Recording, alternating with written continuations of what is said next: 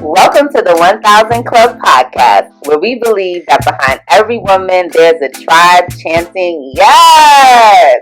We call our tribe the 1000 Club, and every other Thursday we invite you into our VIP section to chat, console, shoot the breeze, or inform. Find us everywhere, including Apple, Spotify, YouTube, and Facebook. And remember to follow us on all socials at 1000 Club. And welcome back.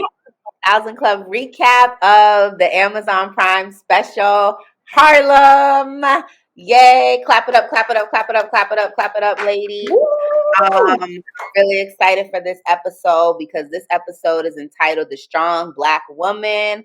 And I would describe us as strong Black women, but that is not all who we are. And we're going to get into that narrative as we begin to talk. But first, I would like us just to talk about what we're drinking today because strong Black women deserve a toast. We deserve celebration. Okay. So, Christy, can you start what it is you are drinking? I got me a strong black drink. I got some black tea, Earl Grey to be specific, that I put me a little bit of whiskey in. So yes. Okay. Because she was ready for the tea today, honey. She was. I have a strong boss woman drink. I'm drinking coffee with just a little bit of almond milk because you need the power to get through. There we go. Telling you, people that drink coffee love to tell you when they have almond milk or coconut milk. Or just go tell us what you drinking. I said that. Look, I need to put out a study out there, okay, for all of y'all why must we know what type of alternative milk you're drinking? I am feeling real spicy because this is Black History Month. When y'all are looking at this, I have my support or trust Black women tea on. Okay, I'm feeling happy. And Janet had part 1 of her documentary on last night.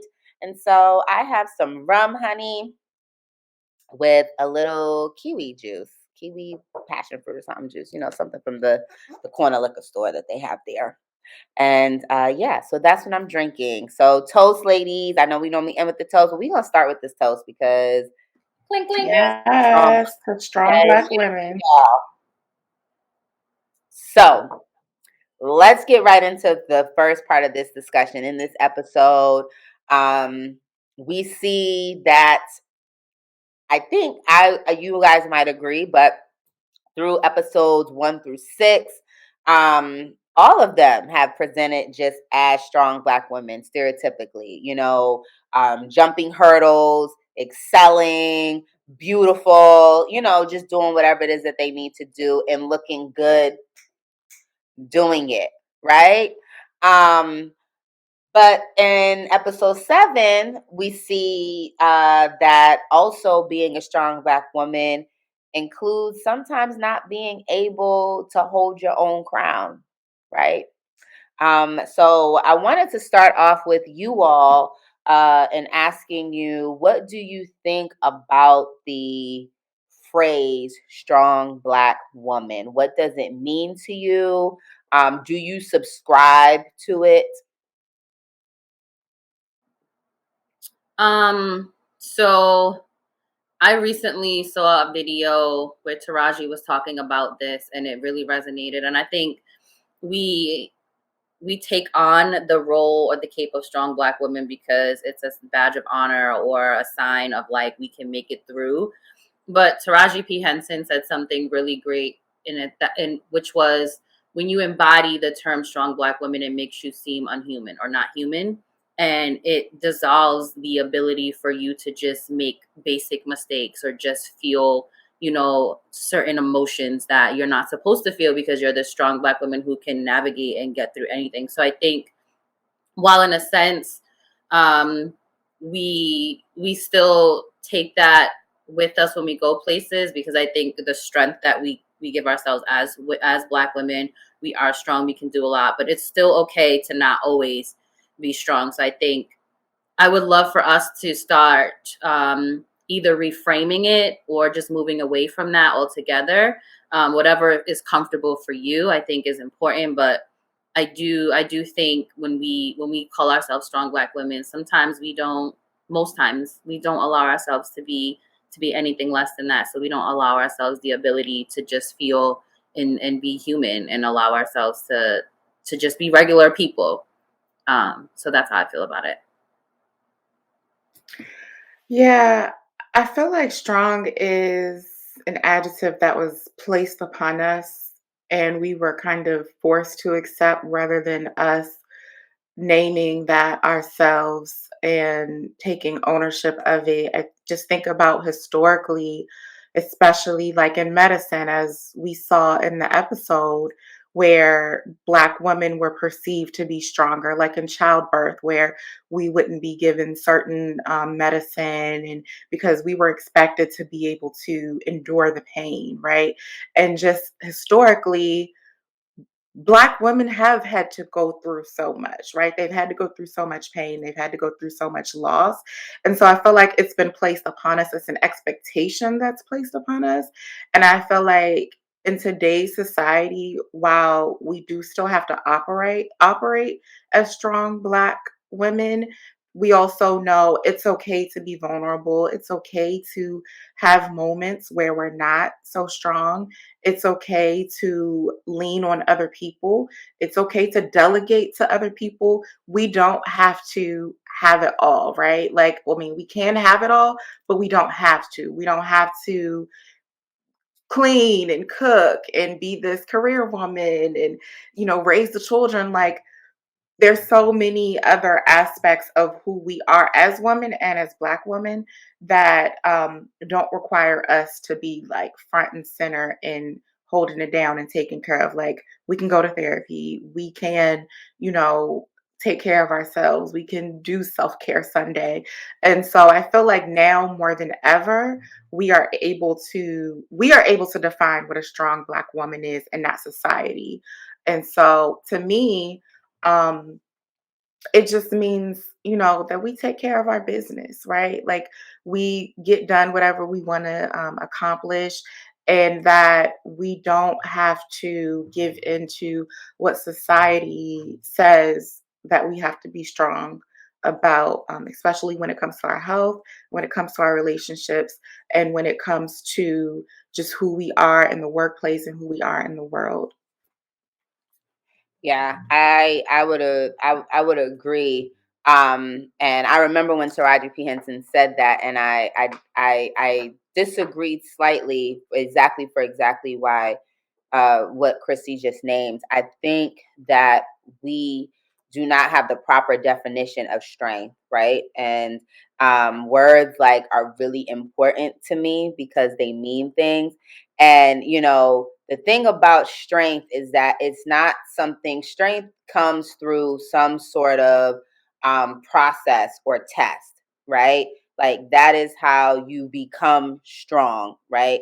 Many people are not just, I mean, we're all born with a level of strength, but like, you know what I mean? For the most part, it is the capacity for you to be able to endure, right? And so as someone who has a strong relationship with God, you know, I think that to exactly what Christy said, that process of growing or being strengthened is the part that we neglect. It's like we like to see the testimony and forget the test in that sense, right? That has to be the test for the testimony. And so included in strength are the times when you fall, right? Because you had to learn how to get up. That built your strength. Included in strength are the times when you have to set boundaries, are the times when you've had to navigate new territory. All of these things that we see the characters in this show navigating. But the first part of strength, as we know, is admitting that you need some, right? Admitting that you're going through, so that way you can ask for help, which that part to me has been largely left out of the strong Black woman narrative. So like we don't even get to the delegation. We don't get to I need to just take a second for myself because we have been told, and I'm not even gonna I don't want to put it, I do think the narrative has been that we have been told that we don't have help, but in our conversations that we talk about, we don't get a lot of help. Like, not just, I mean, as women, when we have conversations with women, Black women, whoever, you know, we don't get a lot of help as women. And then in terms of Black women, we don't get a lot of help, but yet we're always being called on to show up, to support, you know, um, and historically we see that we don't get that same help back. And that is what makes it hard for someone to ask for help, right? Because you feel like, you see me struggling, I've been asking and I'm not getting it, so I have to get it myself. But so that's what I feel. I personally adopt, I guess, strong Black woman, but I define it for myself, you know, and I define strong not just as the testimony, you know, like all of this test made me this way, made me the person that has been able to endure and be patient and overcome obstacles, even when I shouldn't have had to. You know, you learn strength to be able to do that because you don't got no other way to do that. And so with that, I do want to really talk about Ty, who is suffering from. It starts off as seems like what she thinks is menstrual pain, and you know, many of us, we talked about this down in the paint in episode 3 of season 1, just around it seems like we don't really like to talk about our health issues just as people, or concerns, maybe they're not even issues. But my question to you ladies, when we see at the beginning of episode 7, Ty is now in the hospital. Okay, she's in the hospital, and I believe she's in the hospital, and I may have this, she falls on the train, and then we see that at the end she's in the hospital again because she's still trying to push to be that keynote speaker at Afrotech, which I understand, okay, but you know what I mean, but you know what I mean, it's your health. How do you, or do you feel comfortable sharing intimate concerns about your health with your friends, with your people?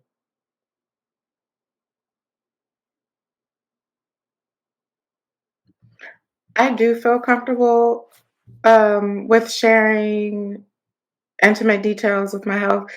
I actually probably feel more comfortable sharing those details than some other things, just because I know that my friends are probably also going through like similar type of health issues.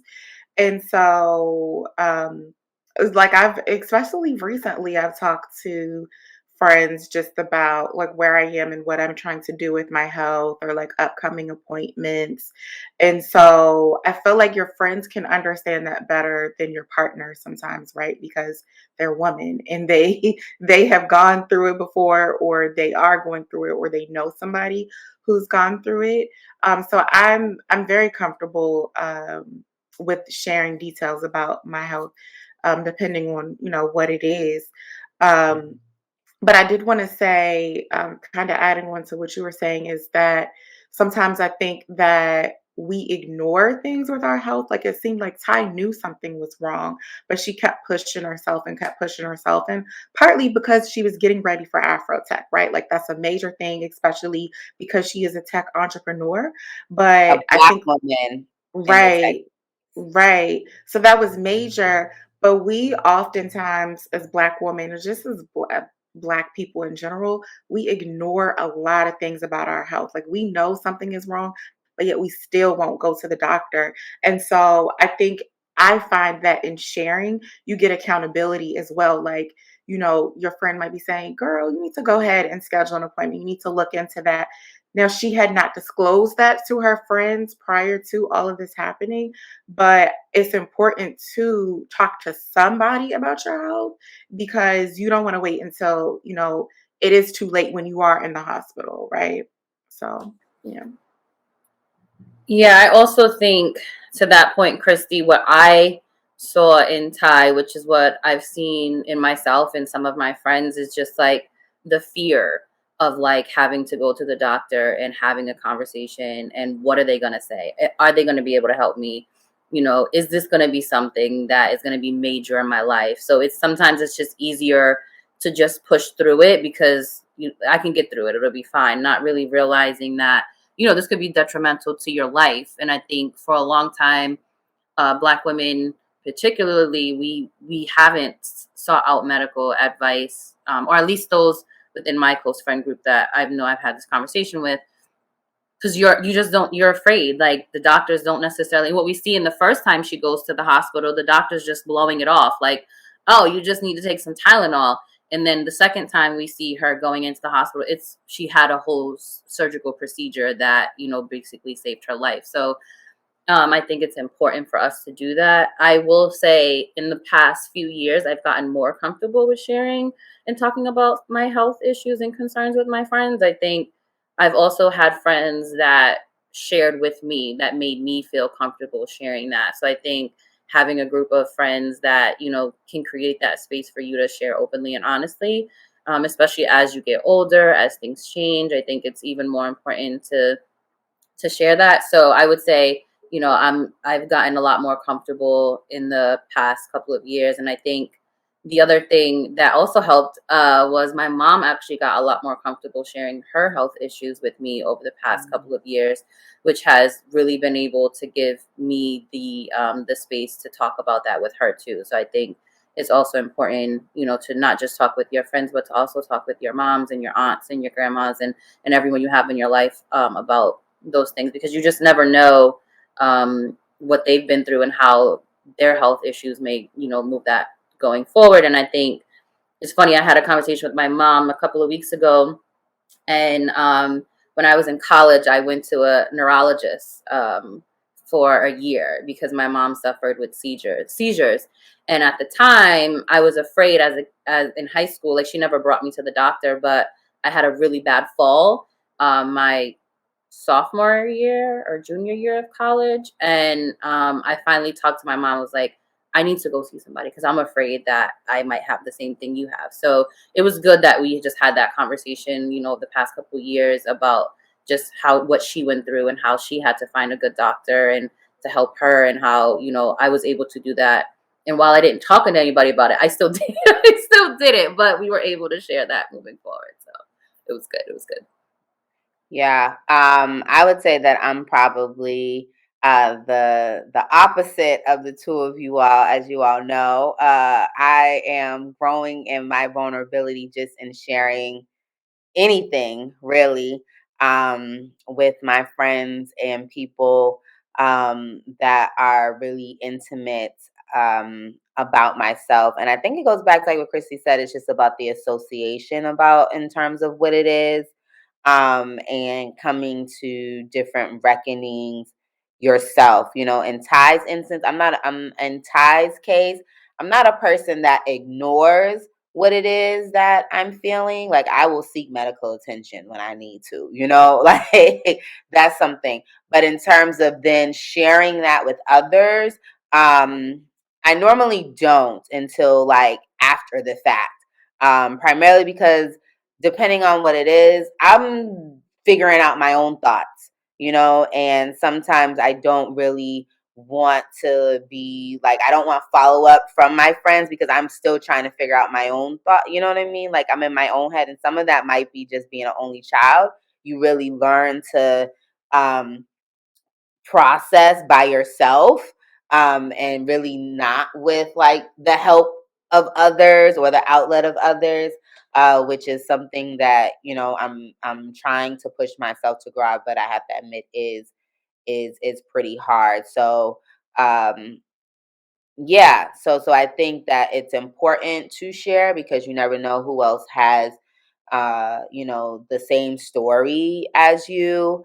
But even more important, it's go get yourself like go get yourself checked out, and develop a team to where you can have the full support, not just medically, but also therapeutically. Because what we find out in this episode with Ty, and might happen with many different things that happen, they could be life changing resolutions that have to happen.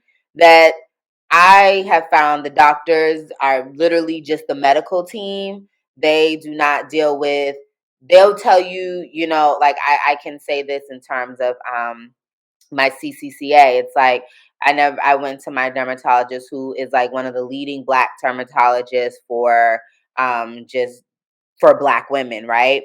And she's telling me that I have this CCCA. She's making all of these different illustrations on a piece of paper. She's talking, and all is like, I don't even know if I heard anything that she was saying, because I'm still processing the fact that, like, now I have this like chronic thing.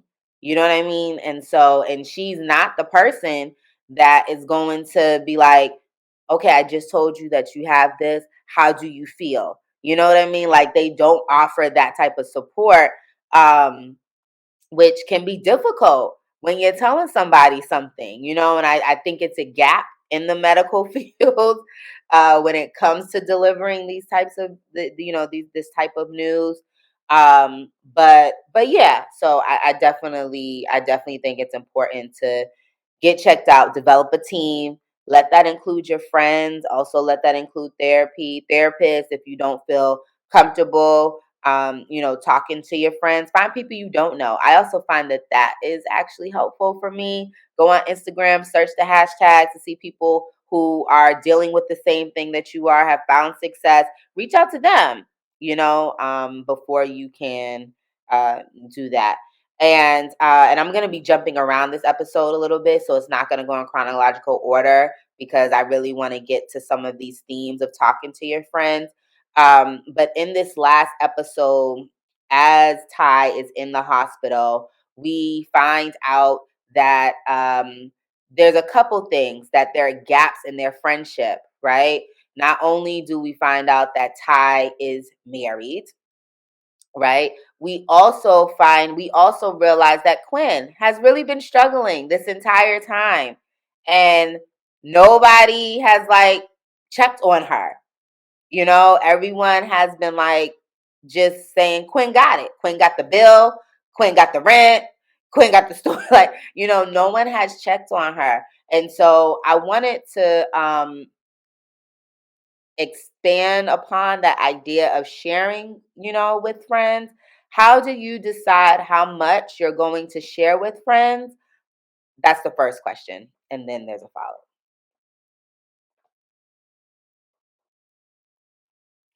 For me, it depends. So it looked differently when I was single versus now when I'm married. So if it's something pertaining to marriage, I am more open to sharing certain things with my friends who are married or Yeah. have been married, because there's like a understanding there. And uh, I think for me, I just feel like there's less judgment. And then as far as like what else to share, I think you just have to be discerning, right? And I guess I'm gonna talk from the marriage perspective. When it's something pertaining to you in marriage, you have to just be discerning about what you share, because you know you might be talking about, talking about like an argument or something that you and your spouse got into, and you can be forgiving, but your friends may not be forgiving. And so you do have to be discerning in what you share, and who you share it with. If it's something pertaining to me personally, It's another thing where it's just discerning like what to share. If it's something pertaining to my health, like my individual health, I've already shared. Like I'm pretty comfortable sharing things about my health because I know that they are usually things that like my friends can weigh in on. If it's pertaining to something to like with my career, I probably will share with someone who I know can like relate to or provide insight. So I just try to practice discernment with what I share and who I share it with. And what I've lately found is that I'm more willing to share with those who I feel like there's less judgment or no judgment at all. Like that has been the safe space for me. And that's what I've realized. Like I also want my friends to do that as well with me. So I'm very cautious of what I say when they disclose things to me and just trying to really like I try to treat people how I want to be treated. So if I don't want to be judged, like I am going to intentionally try not to judge as well. So that's just kind of been my safe space. Yeah. I would say, for me, I think there was a point in time where I didn't share a lot in my friendships, and then I started oversharing. So I probably share like entirely too much. But I have like a strong group of a few friends that I share everything with, and I say it, and I think there was a point in time where I didn't necessarily feel judgment from them. I felt judgment from myself. So I projected it that that's how they felt about me. So Yeah. I didn't share things. So when I, had conversations with my friend, like even having conversations with Rashawn, it's like, it's okay. And I'm like, okay, you don't judge me. Okay. So I'm going to tell you everything. It's like, sharing everything. But it was really just me understanding that I was judging myself for what I was going through, and not trusting my friends enough to have them understand that I'm allowed to to be human and make mistakes and come to these conclusions. But now I have a like three really good friends that I share everything with, and sometimes I'm sure I share entirely too much. But I think I'm also the person where I don't know how to just not share now that I can share. So I just be talking about everything. Like You're I'm loving it. You're loving it. You're loving I am. But yeah. Yeah, I think that's a good place to get to, right? In your friendships where you feel like you can share. And what we see in Quinn, sometimes in friendships, you have to demand that space to share, because it's easy to get used to like a flow in the friendship where this person is always good, right? Or doesn't have, never really has much to share. And there's like an assumption that comes with because they're not saying anything that they don't have much to share. And so sometimes you do have to demand that space in friendships to say, as Quinn did, I'm happy that she did that with her friends, like, and held them accountable to the friendship. Like, y'all think this about me and I'm drowning, and that's also part of the reason that you don't share because all your friends is drowning, you drowning too. You don't want to add to them. They really can't help you, right? Because they can support you and they can like really, you never know. But sometimes you do, if you are, when you are considered the strong friend, you do feel very you feel like there's a lot of weight on you and burden to like carry everyone else. So you cannot like let go of anything that you may have because you know that the people sometimes around you can't handle anything else, including something um that might be on your plate. I do love this conversation about judgment here because it's interesting, like where those thoughts do come from, and I've been on both sides of that, where like I've had friends who are not my closest friends now. Like we're still cool, but they're not my closest friend. I don't know if they know that because they are judgy, right? And for me, judgy is because there's not tact involved with the delivery. There's not love involved with the delivery. To me, that's what makes someone judgmental. Because I give my friends the benefit of the doubt that they're not judging me. right? Like I kind of come in with that automatically. And I tend to look for accountability in my friends. Like I want you to tell me your real thoughts if I'm coming to you. And times when I'm coming to you where I don't want to hear your real thoughts, I believe, y'all could tell me if I'm right or wrong, I communicate very clearly, like, I just need you to listen right now. Like I just need you to listen. uh, because I think a lot of people's natural instinct is to try to help. Like you don't like seeing your friend in any kind of pain. But yeah, I think it is, like Chrissy said, it is important to discern that, to discern where you have that safe place, and also to discern why you're there. Because I've also been the person, like Courtney said, where it's really I'm judging myself and I will choose places. My safe space are people who will just affirm my crazy actions.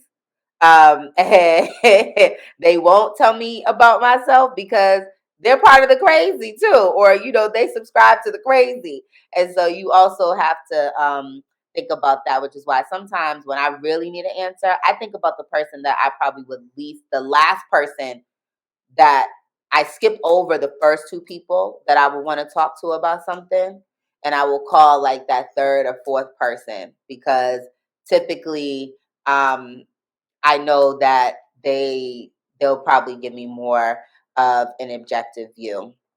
And so the last thing here that I want to talk about, because there was a lot going on in this episode, and I definitely want to be mindful of time, is Angie's Manifesto, as I'm calling it.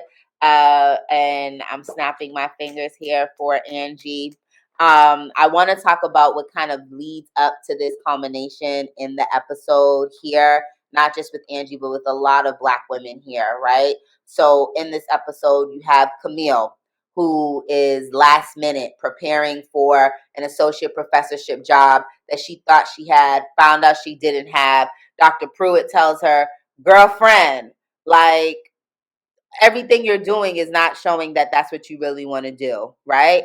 And Camille is trying to figure out right now, I think she's asking herself, does she even really want associate professor? I think she's asking herself that. So I think she's asking herself that question deep down, because her actions are showing that this might not be the way she wants to affect change in the world, right?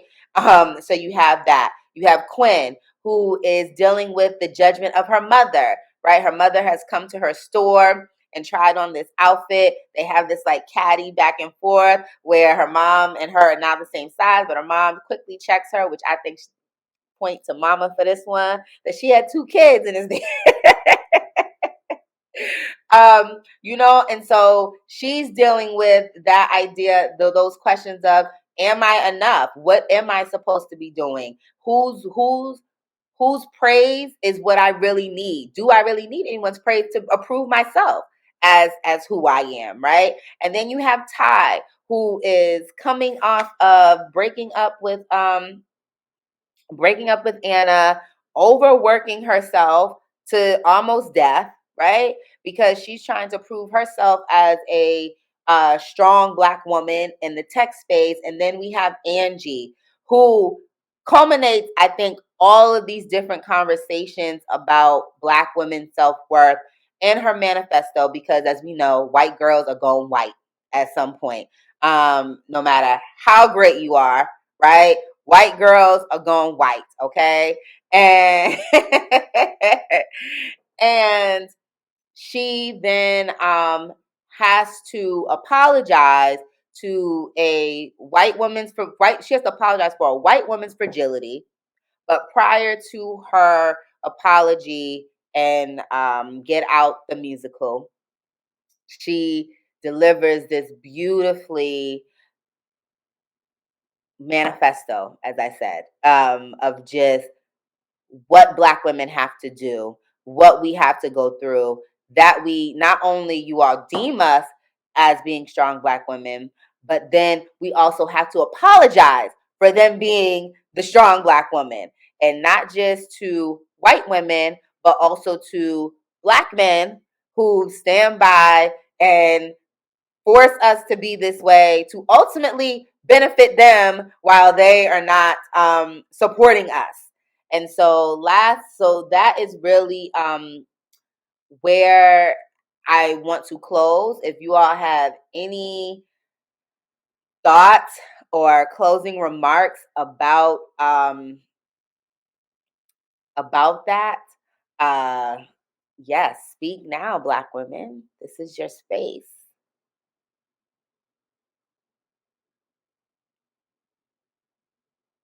Y'all are laughing on mute. And I y'all know don't. sorry, You we're just but the so people that are listening can't hear you eloquently laugh. expressed that. I Yeah. don't. I don't have anything. If Courtney doesn't have anything, I do just want to toast to living in our own strength. Let's toast to that. And we will Yes. toast to that. Clink, clink. Yes. Cheers. Cheers. Yes. Clink, clink, clink. And Clink, thank you clink. to Angie for coming through. Thank you to the writer, Tracy Oliver. I don't know if she's a producer or the writer. But I know she developed this show, right? For just adding that. I definitely shed tears during that. So thank you all. We'll see you in episode 8. Peace. Peace.